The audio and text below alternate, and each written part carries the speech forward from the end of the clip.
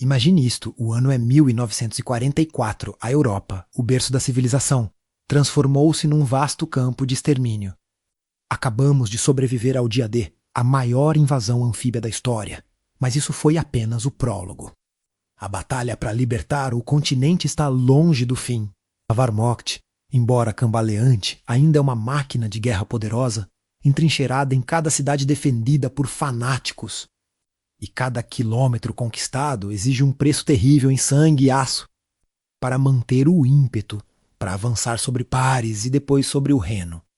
Os aliados precisam de uma superioridade avassaladora. Precisam de poder de fogo esmagador. Mas o que fariam se a única coisa que tivessem para tirar na cara do inimigo não fossem milhares de tanques, mas sim balões pintados? Bem-vindos ao Arquivo Bravo. Hoje vamos desenterrar a história do Exército Fantasma. A 23ª Tropa Especial de Quartel-General. Foi a unidade militar mais bizarra, secreta e inusitada da Segunda Guerra Mundial. Um esquadrão de pouco mais de 1.000 homens, composto maioritariamente por artistas designers gráficos e engenheiros de som. Atores e decoradores de teatro, cuja missão não era lutar ou matar, mas se encenar. Criar uma ilusão tão perfeita, tão avassaladora, que fizesse Adolf Hitler desviar divisões inteiras de panzer do campo de batalha. Eles não disparavam balas. Eles disparavam mentiras. E cada mentira que contavam tinha o potencial de salvar a vida de centenas, talvez milhares, de soldados aliados reais.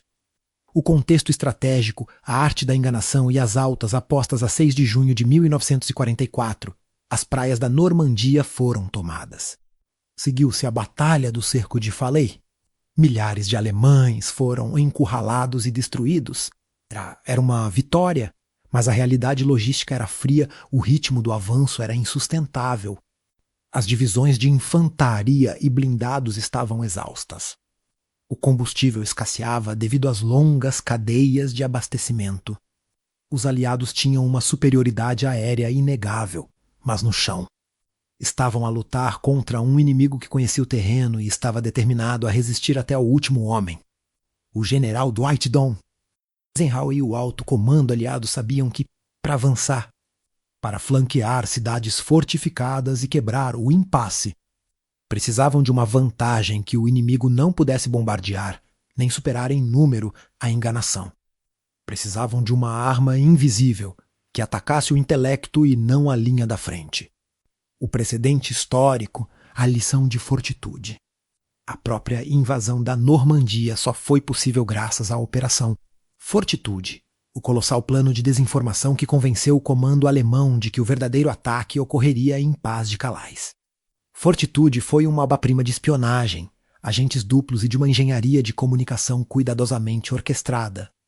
Esta operação incluiu a criação de uma força militar totalmente falsa menos o Sixth Army Group, supostamente liderada pelo general Georges Patton, que, aos olhos alemães, estava a preparar um ataque a Calais.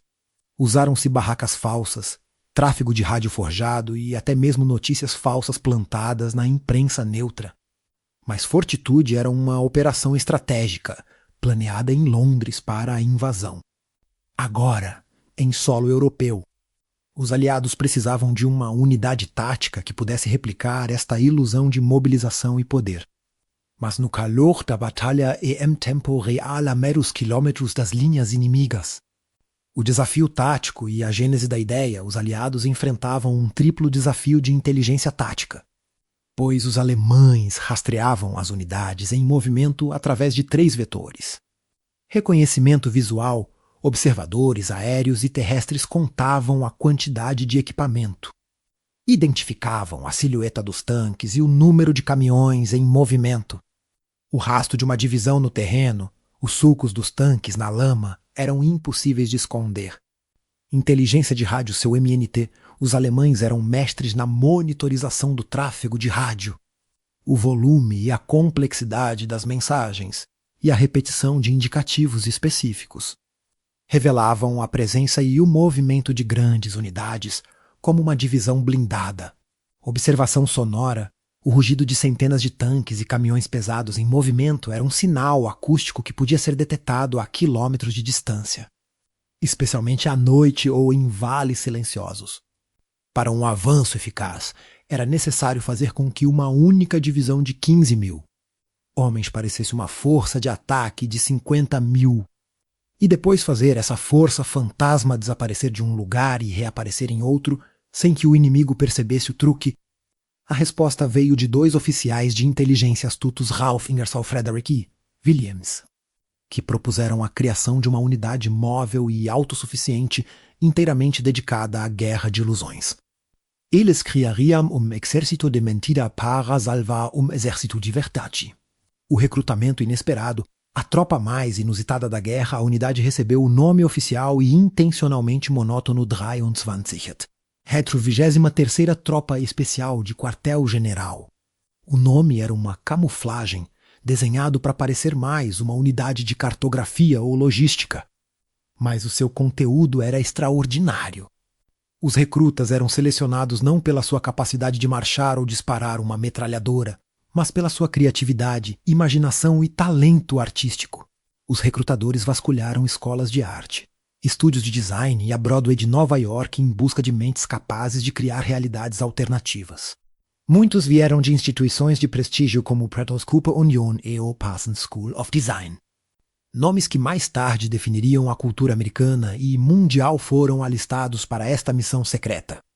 O futuro gigante da moda, Bill Blass, o aclamado fotógrafo de jazz, Art Kane, o pintor abstrato e escultor de renome Ausler, o ilustrador satírico cuja obra adornaria o New Yorker Steinbeck. Estes homens foram transportados para um campo militar e receberam a missão mais incomum da guerra: aplicar a sua arte na decepção em larga escala.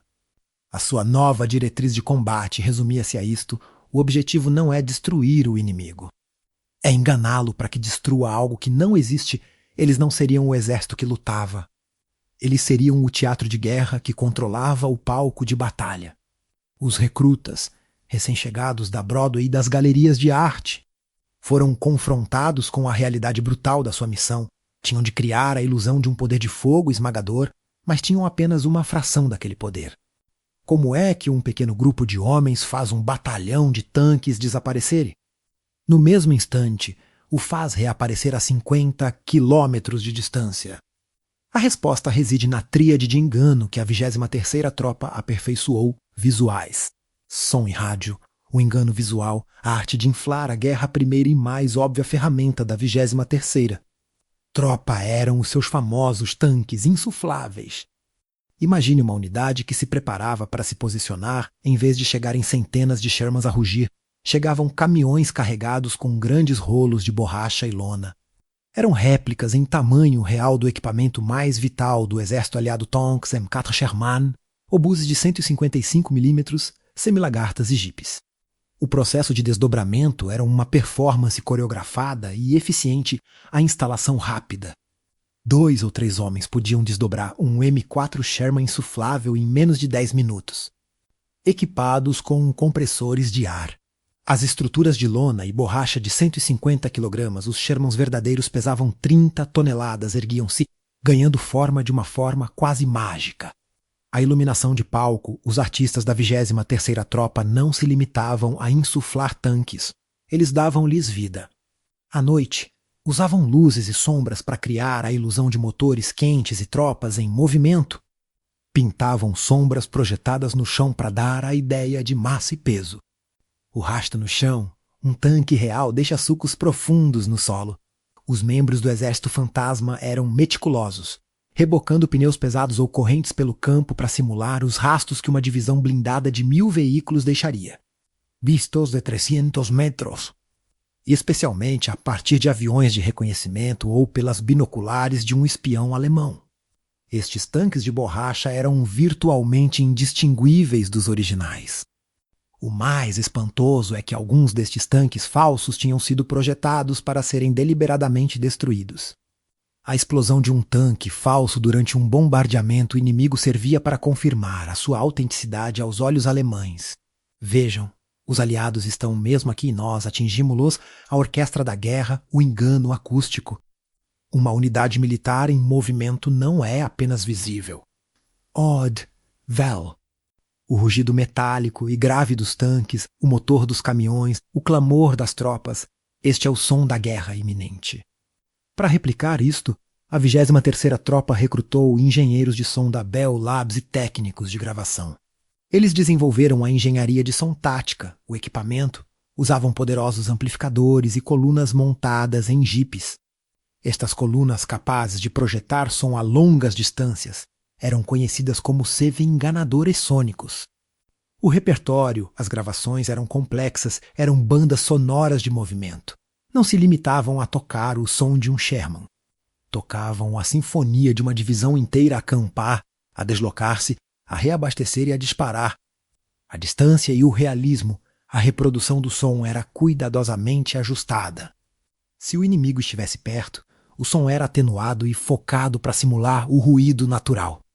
À medida que se afastavam, a acústica era manipulada para fazer parecer que a força continuava a mover-se para determinada direção, ou que o exército estava a estender por um vale inteiro. À noite, no silêncio do campo, o exército fantasma podia fazer com que 1.100 homens soassem como 15.000, fazendo o inimigo pensar que uma divisão blindada completa estava a acampar para um ataque. A linguagem secreta, o engano de rádio-spoofing de todos os métodos, o engano de rádio era talvez o mais crucial. Os alemães monitorizavam o tráfego de rádio dos aliados 24 horas por dia. O volume. A velocidade e o padrão das mensagens podiam revelar mais sobre a localização de uma unidade do que qualquer avião de reconhecimento. O exército fantasma contava com operadores de rádio especializados que não só tinham de transmitir mensagens convincentes, como também tinham de imitar o estilo e o volume de tráfego de uma unidade específica, como a famosa 6ª Divisão Blindada. A imitação perfeita.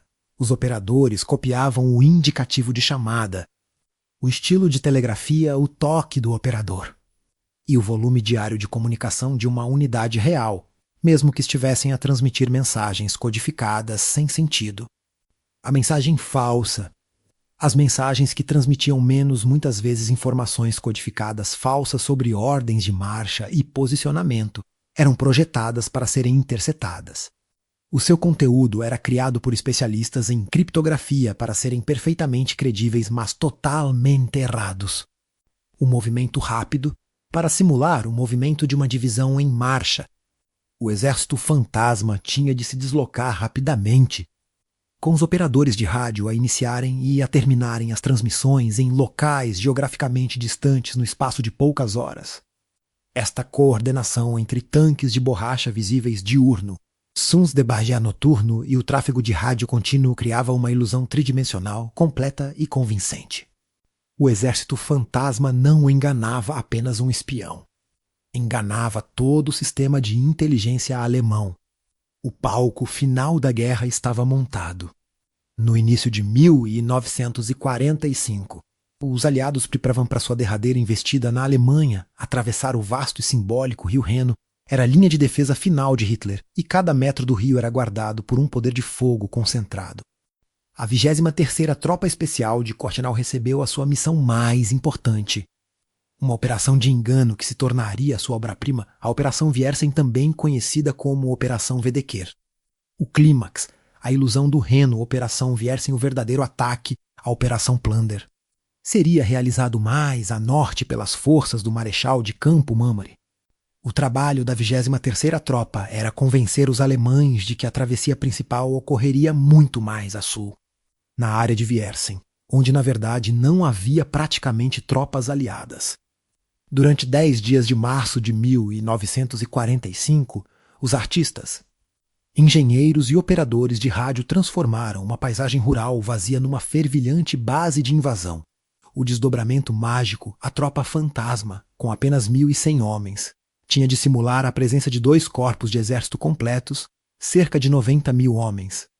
O teatro de operações, o engano visual atingiu o pico. Centenas de tanques infláveis foram acampados em vastos campos. Caminhões eram movidos repetidamente e cobertos com lonas para parecerem artilharia pesada. Acústica perfeita. Os enganadores sônicos trabalhavam sem parar. Gravações de engenheiros a construírem pontes flutuantes pontões eram reproduzidas junto à margem do rio, convencendo o inimigo do outro lado de que a infraestrutura estava a ser montada. A tempestade de rádio, o tráfego de rádio era incessante. Os operadores transmitiam centenas de mensagens, imitando o estilo e a densidade de comunicação de duas divisões maciças para o salto. A ilusão não se limitava ao equipamento, os membros do Exército Fantasma vestiam distintivos falsos no uniforme. Simulavam ser generais de alto escalão e espalhavam rumores em vilarejos, garantindo que a informação falsa chegasse aos informadores alemães. O sucesso e o impacto confirmado à Operação Viersen foi um sucesso retumbante. O alto comando alemão, convencido pela esmagadora evidência visual, acústica e de rádio, moveu as suas forças de reserva e a artilharia vital para a zona de Viersen para combater a ameaça inexistente. Enquanto a ilusão prendia as defesas alemãs ao sul, a verdadeira Operação Plunder avançava com sucesso no norte, sofrendo significativamente menos baixas do que o esperado. Documentos capturados da inteligência alemã, dias depois, revelaram a magnitude do sucesso. Os relatórios de reconhecimento inimigo davam conta da presença de forças aliadas substanciais e em rápido crescimento em Viersen. Eles foram totalmente enganados. O seu trabalho estava feito. Estima-se que o trabalho do Exército Fantasma, ao desviar e atrasar as reações alemãs, salvou a vida de milhares de soldados aliados.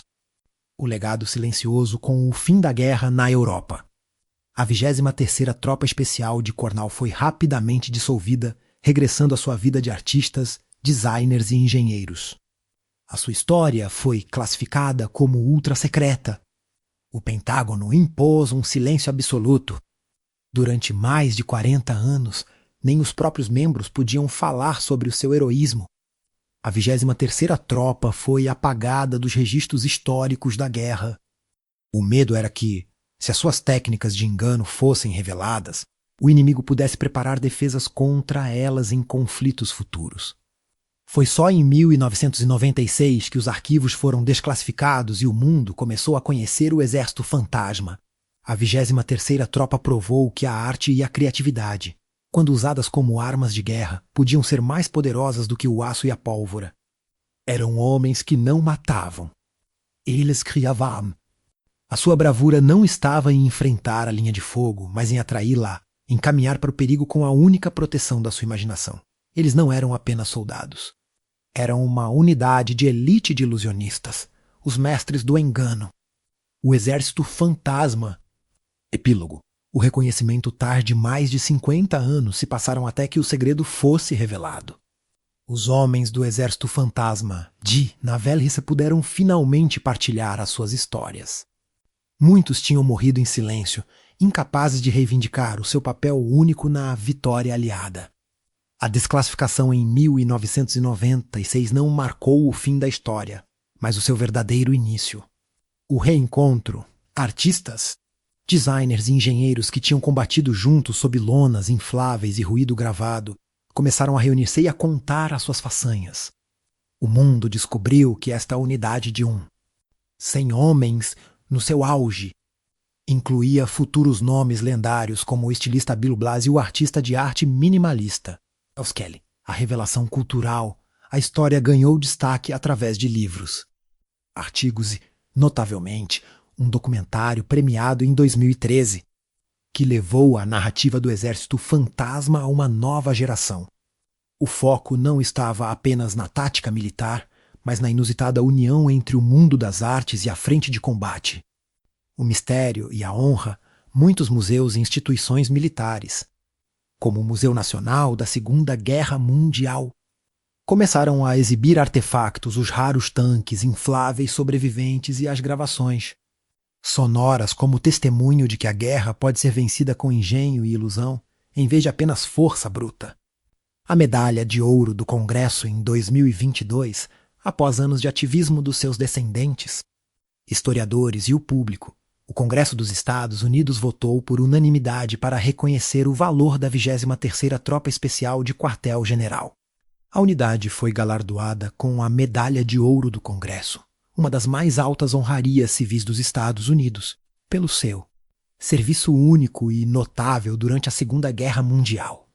Este ato final selou o lugar do Exército Fantasma na história, não apenas como uma curiosidade tática, mas como uma força militar essencial. O legado final, o Exército Fantasma cumpriu mais de 20 operações de engano, salvando vidas e mudando o curso de batalhas críticas. A sua história é a prova de que a mais eficaz das armas não é a mais pesada, mas a mais inteligente. Eram homens que usaram pincéis, gramofones e balões de borracha para criar uma miragem no campo de batalha, provando que, por vezes, a melhor maneira de vencer uma guerra é convencer o inimigo de que você já está lá, e esta foi mais uma incrível história do arquivo. Bravo, se gostou de descobrir como a criatividade venceu a guerra. Se inscreva no nosso canal para mais histórias secretas e não se esqueça de ativar o sininho, curtir e comentar o que achou desta história de artistas na guerra. Apoie o arquivo para continuarmos a trazer à luz estes heróis esquecidos. Até a próxima história. E por hoje é só, soldados dispensados.